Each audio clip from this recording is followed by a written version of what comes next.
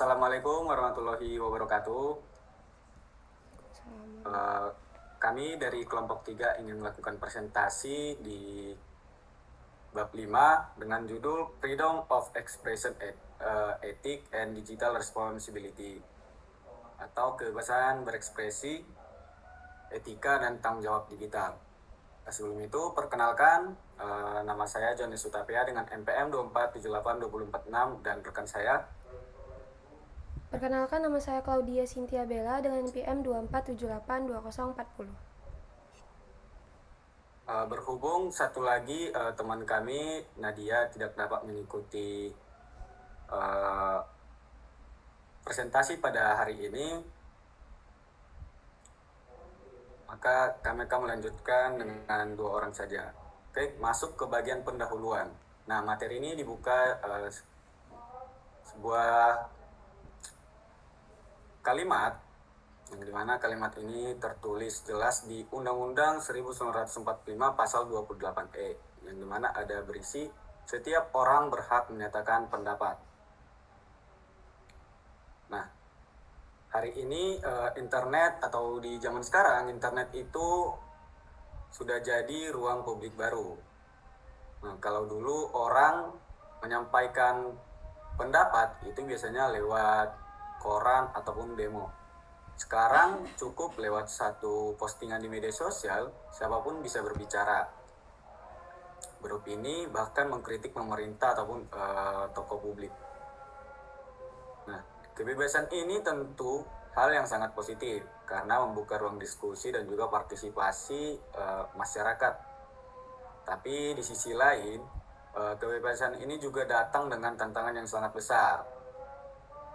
Kita sering menemukan hoax, ujaran kebencian, cyberbullying, dan pelanggaran privasi yang dampaknya bukan cuma di dunia nyata, tapi sampai ke dunia nyata.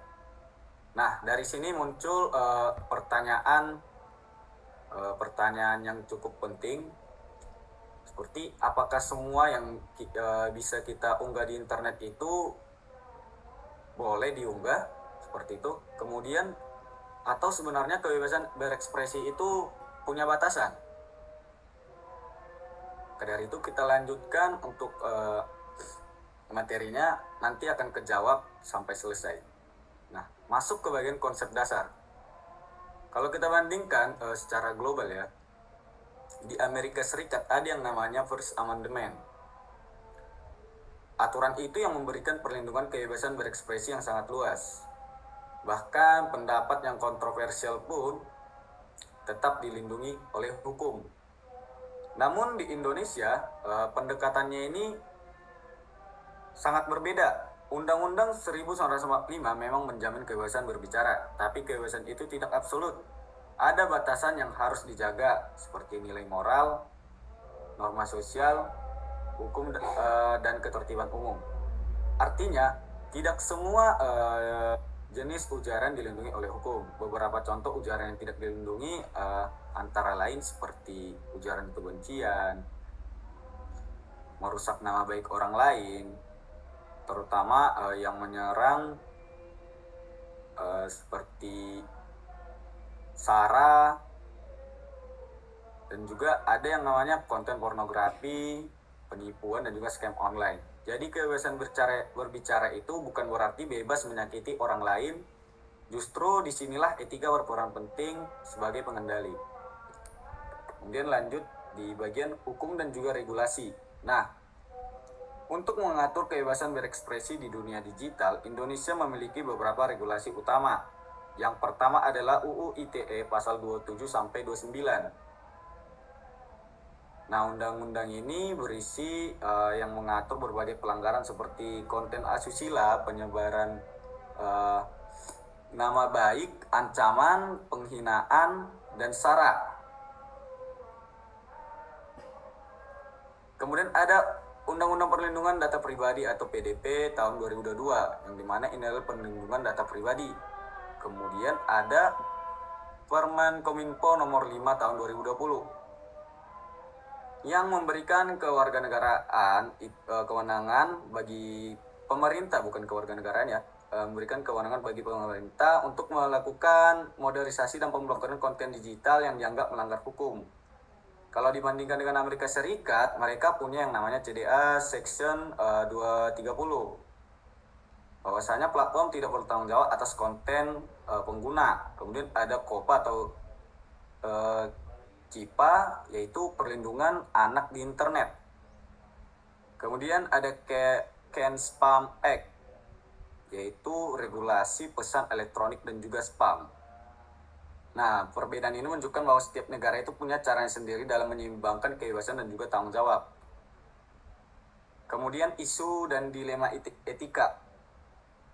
Sekarang kita masuk ke bagian yang paling sering diperdebatkan, yaitu dilema etika di dunia digital.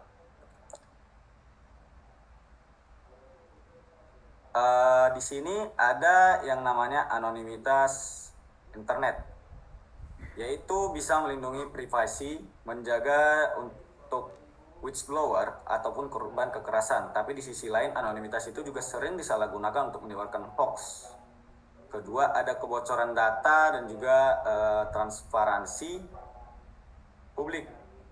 Kasus seperti Bjorka dan kebocoran data EKTP itu membuka dilema besar bagi kasus yang baru-baru ini ya. Tapi di satu sisi masyarakat berhak tahu soal keamanan data negara. Tapi di sisi lain penyebaran data pribadi jelas melanggar hak privasi jutaan orang. Kemudian ketiga, ada yang namanya sensor versus kebebasan informasi. Nah, sensor kadang diperlukan untuk melindungi masyarakat dari konten berbahaya, namun jika berlebihan, sensor bisa membatasi akses informasi dan juga kebebasan berekspresi. Terakhir adalah spam dan juga pelanggaran privasi. Nah, di sini banyak dari kita yang menerima SMS, email, iklan di online yang datanya entah dari mana, menunjukkan bahwa kebebasan digital tanpa etika bisa berubah dan juga menjadi pelanggaran hak pribadi. Dari semua dilema ini kita bisa melihat bahwa kebebasan berekspresi selalu beriringan dengan tanggung jawab moral. Mungkin cukup untuk penjelasan saya, akan dilanjutkan oleh rekan saya.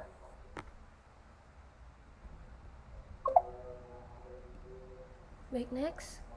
Kita masuk pada bagian kasus nyata dan konteks Indonesia.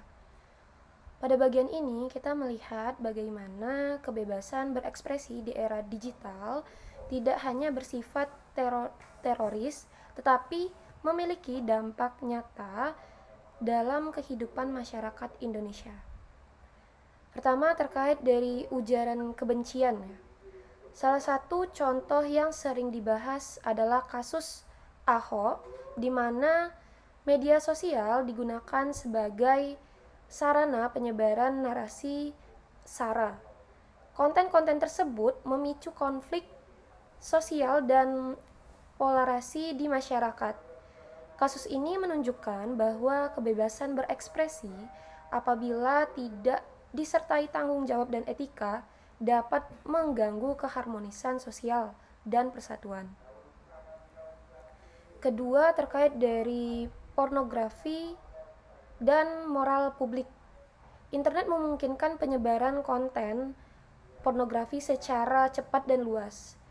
Nah, dampaknya tidak hanya dirasakan secara individu, tetapi juga memengaruhi nilai moral masyarakat, khususnya bagi anak dan remaja yang rentan terhadap paparan konten tersebut.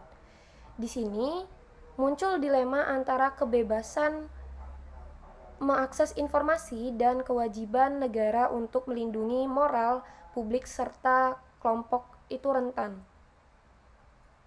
Ketiga, terkait dari cyberbullying ya. Berbeda dengan perundungan, secara langsung cyberbullying itu dapat terjadi kapan saja dan tanpa batas ruang. Seperti komentar negatif yang dianggap sepele itu dapat menimbulkan tekanan yang serius ya, bahkan bisa sampai kena psikologisnya, serta berujung pada trauma mendalam dan tindakan bunuh diri, sebagaimana terjadi dalam beberapa kasus di Indonesia, sudah banyak terjadi. Nah, hal ini itu menegaskan bahwa interaksi di dunia digital memiliki konsekuensi nyata di dunia nyata. Terakhir terkait dari fake review marketplace. Praktik ulasan palsu di platform e-commerce seperti Shopee dan juga Tokopedia itu merugikan konsumen dan pelaku usaha yang jujur. Nah, kasus ini itu mencerminkan pelanggaran etika dalam bisnis digital di mana kebebasan berekspresi dimanfaatkan untuk memanipulasi dan keuntungan ekonomi semata. Next. Baik, di sini terkait dari etika dan solusinya. Nah, untuk menghadapi berbagai permasalahan tersebut diperlukan pendekatan etika dan solusi yang bersifat komprehensif ya. Tidak hanya mengandalkan regulasi hukum semata. Ruang digital pada dasarnya adalah ruang publik. Nah, sehingga setiap ekspresi yang disampaikan di dalamnya itu memiliki dampak sosial. Prinsip utama dalam etika digital adalah tanggung jawab. Setiap pengguna internet harus menyadari bahwa kebebasan berekspresi selalu diikuti dengan konsekuensi, baik secara moral, sosial, maupun hukum. Nah, kebebasan berbicara bukti berarti kebebasan tanpa batas, melainkan kebebasan yang disertai kesadaran akan dampak terhadap orang lain. Sikap etis dalam bermedia digital dapat dimulai dari hal-hal sederhana, seperti berpikir sebelum bertindak atau mengunggah konten, lalu memverifikasi informasi sebelum menyebarkannya, serta menghormati privasi dan martabat orang lain. Nah, selain itu, pengguna juga harus menghindari penyebaran hoaks, lalu ujaran kebencian, dan konten yang berpotensi merugikan individu maupun kelompok tertentu. Selain tanggung jawab individu, literasi digital itu memegang peran penting. Pemerintah melalui program Internet Sehat dan Indonesia Makin Cakap Digital itu berupaya meningkatkan kesadaran masyarakat lalu mengenai etika, keamanan dan juga budaya digital dari program tadi. Nah, program ini itu bertujuan agar masyarakat tidak hanya cakap secara teknis tetapi juga bijak dan bertanggung jawab dalam menggunakan teknologi. Namun, upaya tersebut tidak akan berjalan optimal tanpa dukungan dari sekolah dan keluarga. Nah, sekolah memiliki peran penting dalam menanamkan pendidikan karakter dan etika digital, sementara keluarga menjadi lingkungan pertama dalam membentuk nilai moral, empati, dan sikap tanggung jawab dalam penggunaan teknologi. Nah, dengan demikian, solusi terhadap permasalahan kebebasan berekspresi di era digital tidak hanya bergantung pada penegakan hukum, tetapi juga kesadaran etika dan moral seluruh elemen masyarakat. Next. Masuk di bagian ringkasan dan diskusi terkait dari ringkasan atau rangkuman ya. Sebagai dari ringkasan, kebebasan berekspresi merupakan hak fundamental setiap individu, namun bukan hak yang bersifat mutlak. Dalam ruang digital, kebebasan tersebut harus diimbangi dengan tanggung jawab, empati, serta kesadaran hukum dan etika. Regulasi berfungsi untuk menjaga keamanan dan ketertiban ruang digital, sementara etika menjadi pedoman moral dalam berinteraksi.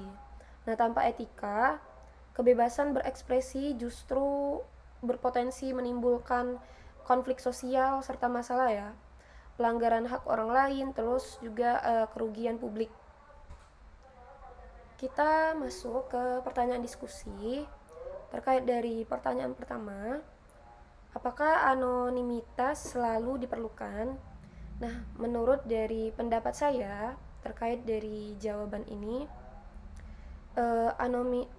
anonimitas itu diperlukan untuk melindungi kebebasan berekspresi, terutama bagi individu yang berada dalam posisi rentan seperti aktivitas, aktivis, jurnalis, dan juga eh, wishlist blower ya. Tanpa anonimitas, mereka itu beresiko mengalami intimidasi, tekanan sosial, atau kriminalitas.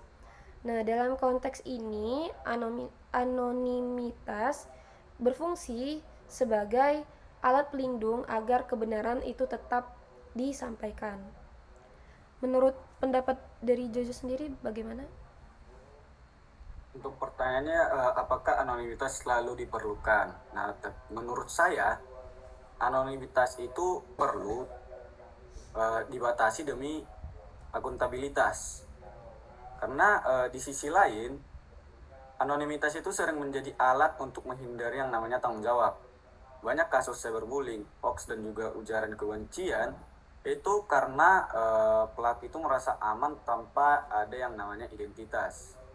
Nah, dalam konteks ini, anonimitas itu justru melemahkan akuntabilitas dan juga penegak hukum.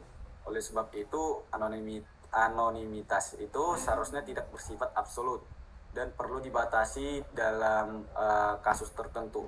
Mungkin seperti itu menurut saya. Oke, masuk dari pertanyaan kedua ya. Apakah sensor melanggar hak berekspresi? Nah, ini menurut pendapat saya, sensor itu dapat dianggap melanggar hak berekspresi karena dia ini membatasi akses masyarakat terhadap informasi. Nah, jika tidak diawasi dengan baik, sensor itu berpotensi digunakan untuk membungkam kritik dari oposisi sehingga mengancam prinsip demokrasi dan kebebasan informasi. Menurut pendapat Jojo sendiri? Ya, menurut pendapat saya di sini sensor itu juga dapat dipandang sebagai perlindungan sosial. Konten seperti pornografi, hoax, dan juga ujaran ekstrem itu dapat membahayakan masyarakat jika dibiarkan secara bebas. Dalam hal ini sensor bukan untuk membatasi kebebasan, melainkan untuk menjaga ketertiban, melindungi kelompok, dan juga mencegah negatif yang lebih luas. Seperti itu. Oke, pertanyaan terakhir ya. Bagaimana mencegah cyberbullying pada pelajar? Nah, menurut saya sendiri, pencegahannya itu sebaiknya dimulai dari pendidikan literasi ya, dan pembentukan karakter di sekolah, baik pun di keluarga juga. Nah, penanaman empati, etika digital, serta pendamping psikologis itu dapat membangun kesadaran jangka panjang dan menciptakan budaya digital yang sehat tentunya. Menurut Jojo? Untuk mencegah cyberbullying pada pelajar, mungkin kita harus menerapkan yang namanya pendekatan hukum dan juga disiplin. Nah, sebaiknya